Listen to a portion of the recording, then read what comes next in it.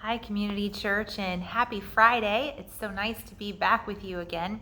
I know that I missed last week's devotion while I was away on our mission trip, and boy, did I hear about it. I thought that I might be able to get one in while we were there, but there were a few things against me. Number one, I had no cell phone service for most of the time we were there. So that wasn't good for recording, and also they just kept us busy. We were just go, go, go, go, go. And even at night, at least in my room, in the girls' room, when we thought it was lights out, we still were talking about good, godly things, though, you know. And so we just had a very busy trip, and it was a very wonderful, blessed trip. So I just want to again say thank you to our church family for your support, for your prayers, for your financial donations. All of that means a great deal to myself, to our youth, to everyone who went on the trip. I hope that you were in church Sunday or watching it online to be able to hear the testimonies from all of our students. I mean, every single one of them that went on the trip was there, and they all had something to share from the trip. Some a little funnier than others, some a little more serious, but they all had something really wonderful to share, and that just touched my heart, and I hope it touched yours. And so today I was just going to share a little bit more, have a little bit more time to talk here about what we did when we were up there. And first I want to say, you know, when we're preparing for a mission trip, this church has a long history of it. I think I heard this was the 30-something trip. I've heard 32 and I've heard 35. So somewhere in there, over 30 years that this church has supported a mission trip. And what you hope for is not only that your students and your group would be touched and would be blessed and would grow, but you also hope that the people that you're serving will be touched and will be blessed and will grow.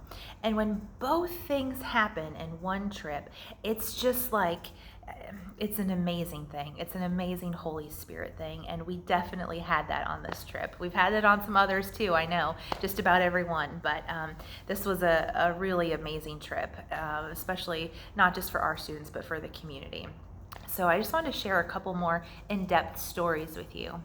The first day that we got there Saturday night, and Sunday morning we went to church at a Methodist church in Shmukla.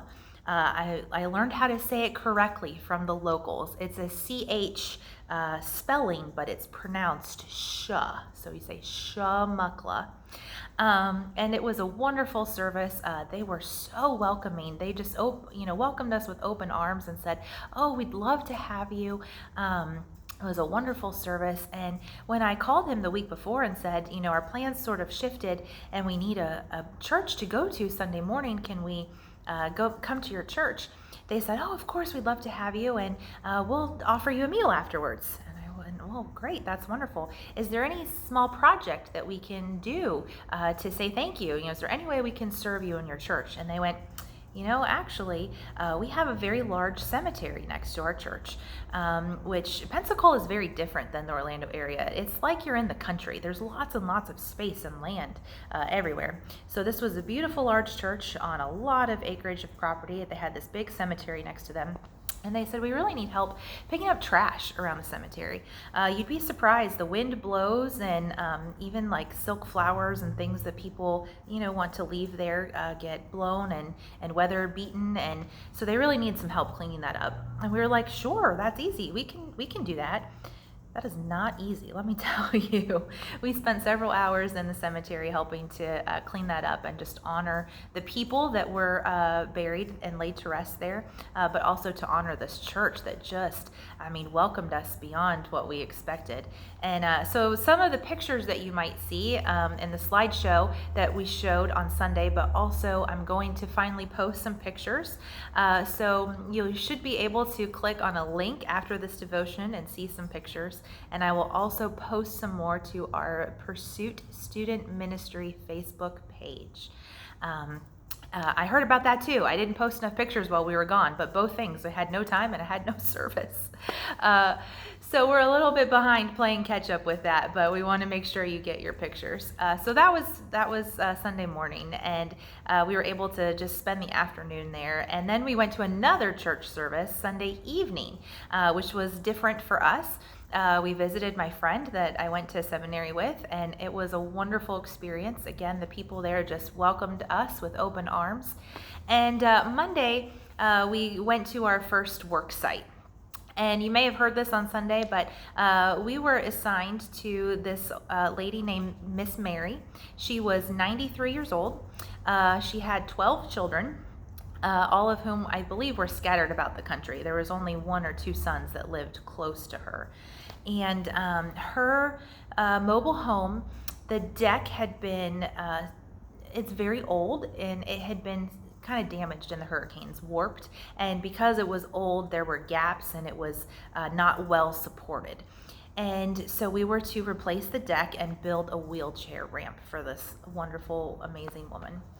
And so when I met them, I got to talking with them, and I asked her son Tim, I said, well, what does your mother like to do? What does she watch TV? Does she play bingo? Does she, work in the community? And he said, what she loves to do? She sits out on this deck under this tree, and she reads her Bible, and she prays for her community. And that's what she likes to do. And I was so touched, because here we are rebuilding the deck for this woman, and that's like her thing. That's what she does, is she sits out on her deck and she reads her Bible and she prays for her family and her community. And I just was so touched by that. And so we were able to work hard to rebuild her deck. We did not get to the wheelchair ramp. A lot of our group was kind of disappointed in that. But there was a lesson in there.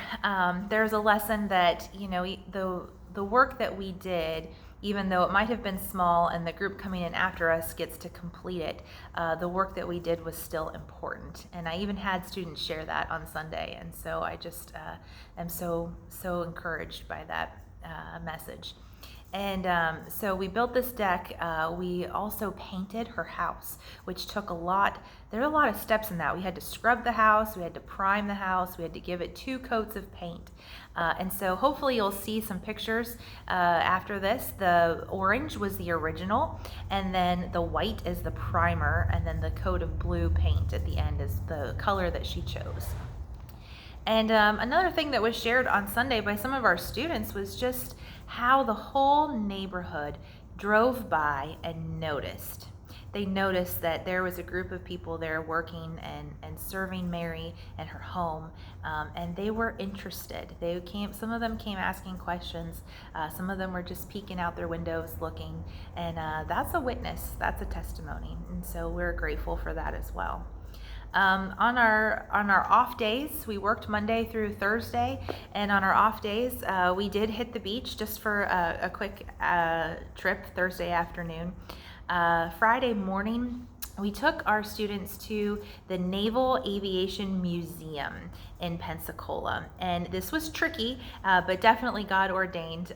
One of the associate pastors from the church that we attended was a retired Navy officer and able to escort us onto the base in order to have access to the museum.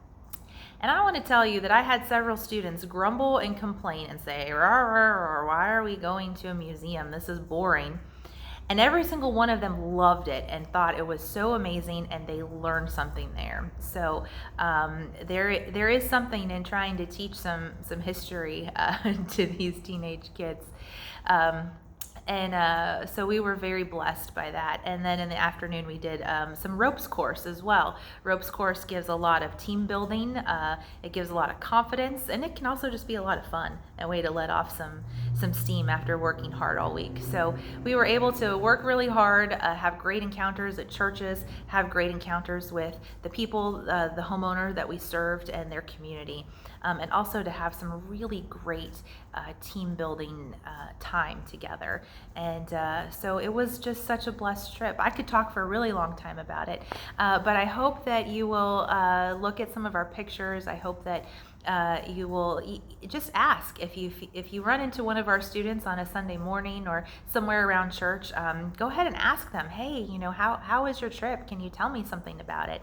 I think that they're excited and they would love to share that with you.